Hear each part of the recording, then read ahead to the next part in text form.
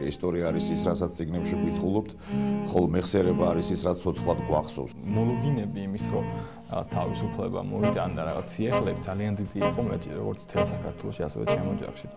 ვერ ხვდებოდი, რომ რას ნიშნავს უცხოეთში ნასწავლება, რატო არის თავარი ღირსება. სრულ სიყალბეში აღმოჩნდა. ძალიან დიდი ხანი დაგვჭირდა იმის მისახვედრად, რომ რაღაც დანის სამეფოში რაღაც დალპა. ჩდება სააკაშვილის რაღაც იდეები, რომელიც այդ კომპიუტერულ თამაშს თამაშობს და ინდომებს ქალაქის მშენებლობას. ესე იგი, ამ რეჟიმის მაინც ყველაზე მთავარი დამახსდელი მომენტი იყო სიყალბე და სიცრუე. ჩვენ ვამთავრებთ პიარის დიქტატურას.